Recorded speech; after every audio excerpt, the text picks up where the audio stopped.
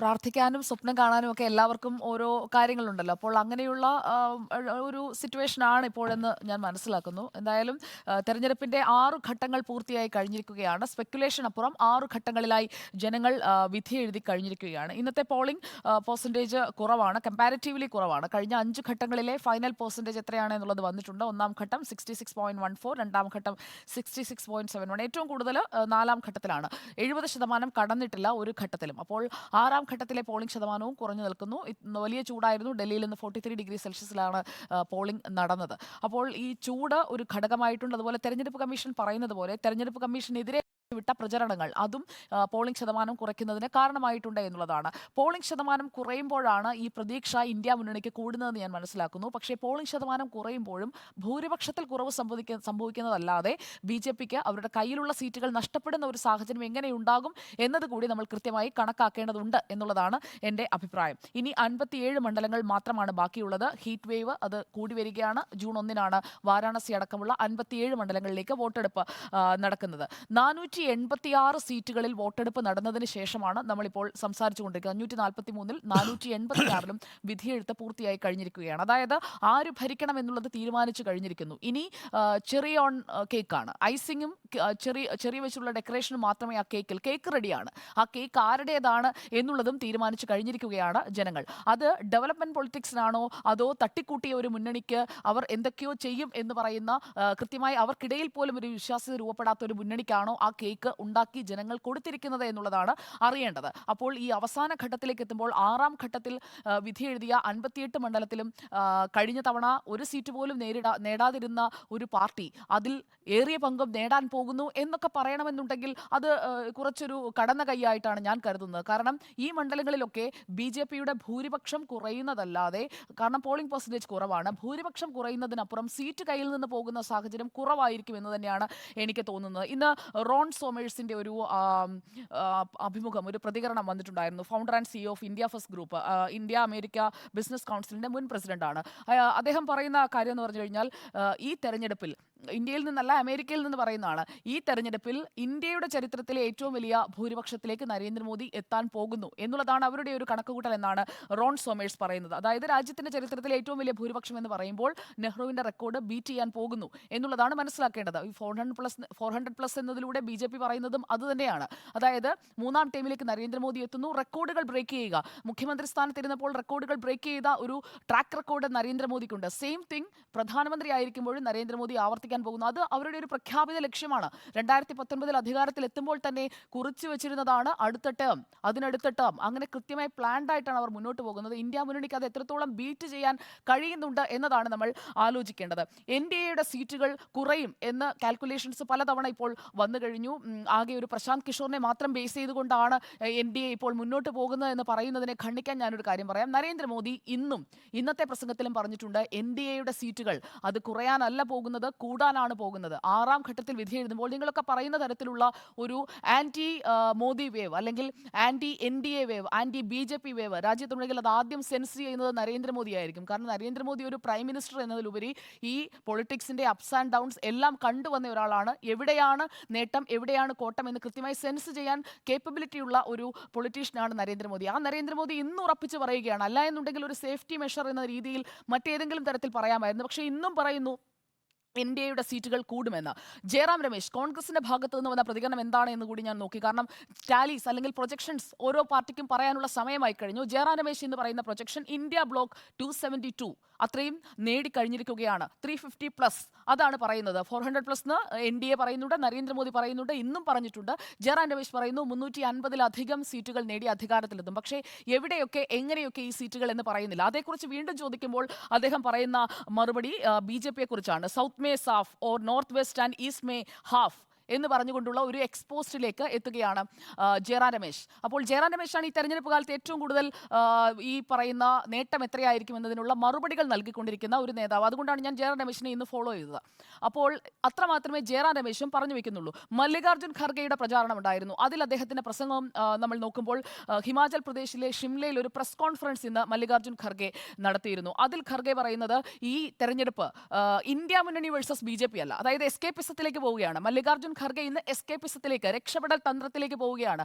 എന്നിട്ട് അദ്ദേഹം പറയുന്നു, ഇത് ജനങ്ങളും BJP-യും തമ്മിലുള്ള പോരാട്ടമാണ്, ജനങ്ങളും RSSും തമ്മിലുള്ള പോരാട്ടമാണ്. People versus RSS, people versus Modi, people versus BJP. അതാണ് നടക്കുന്നത്, അല്ലാതെ ഇന്ത്യ ബ്ലോക്ക് വേഴ്സസ് NDA എന്ന് മല്ലികാർജ്ജുൻ ഖർഗെ പറയുന്നില്ല.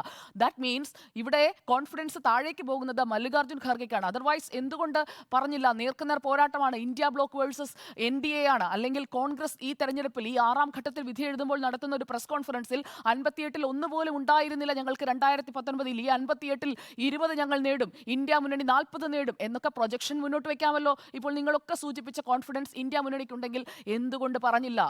എന്തുകൊണ്ട് ആ ഒരു ഡെയർ എടുക്കാൻ മല്ലികാർജ്ജുൻ ഖർഗെ ഈ 6ാം ഘട്ടത്തിലേക്ക് എത്തുമ്പോൾ? ഇവിടെ പറഞ്ഞതനുസരിച്ച് നോക്കുകയാണെങ്കിൽ ഏറ്റവും കൂടുതൽ ആത്മവിശ്വാസത്തിന്റെ ഏറ്റവും ഉത്തുംഗ ശൃംഗത്തിലേക്ക് എത്തേണ്ട സമയമാണ് ഇന്നത്തെ ഈ വോട്ടെടുപ്പ് ദിവസം എന്ന് പറയുന്നത്. അതിന്ന് ഷിംലയിൽ കണ്ടിട്ടില്ല. പിന്നെ ഇന്ത്യ ബ്ലോക്കിന്റെ കുറിച്ച് വന്ന വിമർശനത്തെക്കുറിച്ച് ഇവിടെ പറഞ്ഞു, മുജ്റയെക്കുറിച്ച്.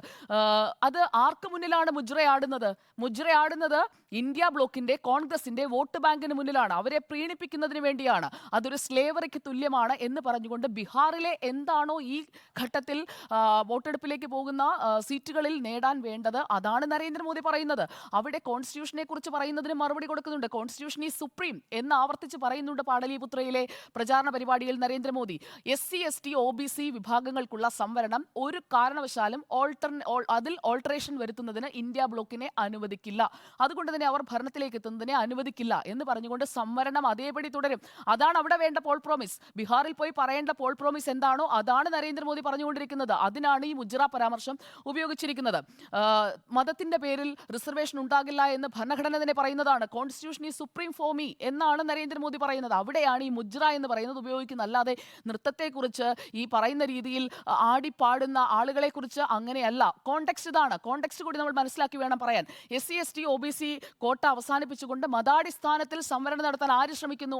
RJD-യും കോൺഗ്രസും ശ്രമിക്കുന്നു. അത് ഞാൻ അനുവദിക്കില്ല. ഇത് തന്നെ നരേന്ദ്രമോദി നേരത്തെയും പറഞ്ഞിട്ടുണ്ട്. ഇന്ന് ബീഹാറിലെ പാടലീപുത്രയിലും അത് തന്നെ നരേന്ദ്രമോദി പറയുന്നുണ്ട്. മറ്റൊരു കാര്യം കൂടി RJD കളിയാക്കുന്നുണ്ട്. RJD-യുടെ ചിഹ്നം എന്താ? ലാൻറ്റേൺ, റാന്തൽ വിളക്ക്. റാന്തൽ വിളക്കിന്റെ പ്രകാശം മതിയോ ബീഹാറിലെ ഓരോ ഗ്രാമങ്ങളിലെയും വീടുകളിൽ? അവിടെ ഇപ്പോൾ LED ബൾബിന്റെ കാലമാണെന്ന് നരേന്ദ്രമോദി പറയുന്നുണ്ട്. LED ബൾബും റാന്തൽ വിളക്കും തമ്മിലുള്ള കമ്പാരിസണിലൂടെ എന്താണ്?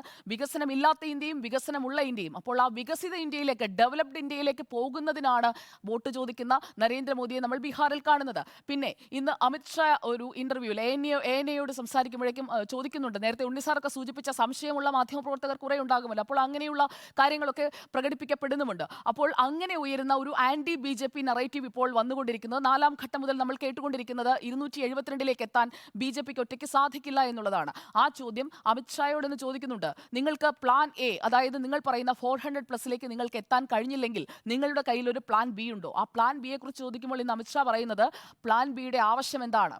60 കോടി ബെനിഫിഷ്യറീസ്, അതായത് വിവിധ കേന്ദ്ര സർക്കാർ പദ്ധതികളുടെ 60 കോടി ബെനിഫിഷ്യറീസ് ജാതിയോ മതമോ അല്ലെങ്കിൽ അവരുടെ പ്രായമോ മറ്റ് വിഭജനങ്ങളോ ഒന്നുമില്ലാതെ നരേന്ദ്രമോദിയെ ചൂസ് ചെയ്ത് കഴിഞ്ഞിരിക്കുകയാണ്. അത്രയും പേർ ചൂസ് ചെയ്ത് കഴിഞ്ഞിരിക്കുമ്പോൾ എന്തിനാണ് why we need a plan B എന്നുള്ള മറുചോദ്യമാണ് അമിത്ഷാ ചോദിക്കുന്നത്. പ്ലാൻ എ വിജയിക്കാൻ എനിക്കും പറയാൻ അത്രമാത്രമേ ഉള്ളൂ. നരേന്ദ്രമോദിക്കും BJPക്കും പ്ലാൻ എ വിജയിക്കാൻ 60% സാധ്യത ഇല്ലാത്ത ഒരു സാഹചര്യം ഉണ്ടായിരുന്നെങ്കിൽ ഇതിനകം തന്നെ അവരൊരു പ്ലാൻ ബിയിലേക്ക് പോയേനെ. കൃത്യമായി ആ പ്ലാൻ ബിയിലേക്ക്, അതിന്റെ എക്സിക്യൂഷനിലേക്ക് 3rd ഫേസ് ഓൺവേർഡ്സ് അവർ പോയേനെ. അങ്ങനെ അവർ പോയിട്ടില്ല എന്നതിന്റെ അർത്ഥം ഇപ്പോഴും എവിടെയാണോ തുടങ്ങിയത് അതേ രീതിയിൽ തന്നെ അവരുടെ പ്ലാൻഡ് ആയിട്ടുള്ള ക്യാമ്പയിൻ അതേ രീതിയിൽ തന്നെ ഓരോ ഘട്ടത്തിലും ഓരോ സ്റ്റേറ്റിലും ഓരോ ഇടത്തും എന്താണ് പറയേണ്ടതെന്ന് നേരത്തെ ഡിസൈഡ് ചെയ്ത് വെച്ചിരുന്ന അതേ രീതിയിൽ തന്നെയാണ് ക്യാമ്പയിൻ അവർ സ്പിയർ ഹെഡ് ചെയ്യുന്നത് എങ്കിൽ ദാറ്റ് മീൻസ് അവർക്ക് പ്ലാൻ ബിയുടെ ആവശ്യമില്ല എന്നത് തന്നെയാണ്. ഇനി ഏതെങ്കിലും തരത്തിൽ നിങ്ങൾ പറഞ്ഞതുപോലെ ഹരിയാനയിലോ ഡൽഹിയിലോ എവിടെയെങ്കിലും വോട്ട് കുറഞ്ഞാൽ അതിനാണ് ഇപ്പുറത്തെ ഒരു ബെൽറ്റിൽ കൃത്യമായി വോട്ട് വീഴും, അത് സീറ്റായി മാറും എന്ന് അമിത്ഷാ ഇന്നും ആത്മവിശ്വാസത്തോടെ പറയുന്നുണ്ട്. അത് തെക്കാണ്, തെക്കേ ഇന്ത്യയാണ്. കേരള, തമിഴ്നാട്, ആന്ധ്രാപ്രദേശ്, തെലങ്കാന ആൻഡ് കർണാടക ഇത് ചേർത്ത് വെച്ചുകൊണ്ട് BJP സിംഗിൾ ലാർജസ്റ്റ് പാർട്ടി ആകുമെന്ന് ആവർത്തിക്കുന്നുണ്ട് എങ്കിൽ അത്രമാത്രം കോൺഫിഡൻസ് അവർക്ക് ഈ ഒരു ബെൽറ്റിൽ ഉണ്ട്. അവിടെ അത്രയും സീറ്റുകൾ കൂട്ടാൻ കഴിയും. അല്ലാതെ സൗത്ത് മേ സാഫ് എന്ന് പറഞ്ഞുകൊണ്ട് ജെറാനോവിഷ് പറയുന്നത് ആവർത്തിച്ചുകൊണ്ടിരുന്നാൽ നമ്മൾ സ്വപ്നം കാണുന്നത് പോലെയാകും. അതുകൊണ്ട് തന്നെ 2036 2026 ഒളിമ്പിക്സ് ഹോസ്റ്റ് ചെയ്യുന്നതിനെ പറ്റി ഇപ്പോൾ ഇരുന്ന് പറഞ്ഞുകൊണ്ടിരിക്കുന്ന, ഇന്ന് സംസാരിക്കുമ്പോൾ നരേന്ദ്രമോദി പറയുന്ന അതിനെക്കുറിച്ചാണ്. 2024 കുറിച്ചല്ല, 12 വർഷങ്ങൾക്കപ്പുറം 2036 ഒളിമ്പിക്സ് ഇന്ത്യ ഹോസ്റ്റ് ചെയ്യുന്നതിനെ പറ്റിയാണ് നരേന്ദ്രമോദി ഇന്ന് സംസാരിച്ചുകൊണ്ടിരിക്കുന്നത്. അവിടെയാണ് ആം ആദ്മി പാർട്ടിയും കോൺഗ്രസും ചേർന്നുകൊണ്ടുള്ള ഒരു അൺഹോളി അലയൻസിന് വേണ്ടി പോയി വോട്ട് ചെയ്യാനായി പ്രിയങ്ക ഗാന്ധി തയ്യാറായി, സീതാറാം യെച്ചൂരി തയ്യാറായി, രാഹുൽ ഗാന്ധി പോയി വോട്ട് ചെയ്യുന്നു, സോണിയാഗാന്ധി പോയി വോട്ട് ചെയ്യുന്നു. ഇതൊക്കെയാണ് വലിയ സംഭവം എന്ന് കരുതുന്നിടത്താണ് പാളിപ്പോകുന്നത് എന്നുള്ളതാണ് എൻ്റെ ടേക്ക്. പിന്നെ ഇവിടെ ഒരു സൈക്കിക് കണ്ടീഷനിലേക്ക്, അല്ലെങ്കിൽ നരേന്ദ്രമോദി ദൈവത്തിന്റെ അവതാരമാണ്, അങ്ങനെയൊന്നുമല്ല നരേന്ദ്രമോദി പറഞ്ഞത്. അത് നമ്മൾ നേരത്തെ ചർച്ച ചെയ്തതുമാണ്. അത് ആവർത്തിച്ചു കൊണ്ടിരുന്നിട്ട് ഒരു കാര്യവുമില്ല. തന്നിൽ ദൈവത്തിന്റെ അംശമുണ്ടെന്ന് വിശ്വസിക്കാൻ അവകാശമുള്ള, അതിന് പൗരാവകാശമുള്ള ഒരു രാജ്യത്താണ് നമ്മൾ ജീവിക്കുന്നത്. അല്ല എന്നുണ്ടെങ്കിൽ ശബരിമലയിലെ തത്വമസി, ഞാൻ നേരത്തെയും പറഞ്ഞതാണ്, ആ തത്വമസി എടുത്ത് മാറ്റുകയാണ് വേണ്ടത്. അങ്ങനെയുള്ള ഒരു വിശ്വാസം ഒരാൾ പ്രകടിപ്പിക്കുമ്പോൾ അയാൾ വേറെ ഏതെങ്കിലും രീതിയിലുള്ള ഒരു ക്രൈം ചെയ്തു എന്ന രീതിയിൽ അവതരിപ്പിക്കുന്നത് അയാളുടെ മനോനിലയ്ക്ക് എന്തോ പ്രശ്നമാണ് എന്ന് പറയുന്നവരുടെ മനോനിലയാണ് പരിശോധിക്കപ്പെടേണ്ടത് എന്നുള്ളതാണ് എൻ്റെ അഭിപ്രായം.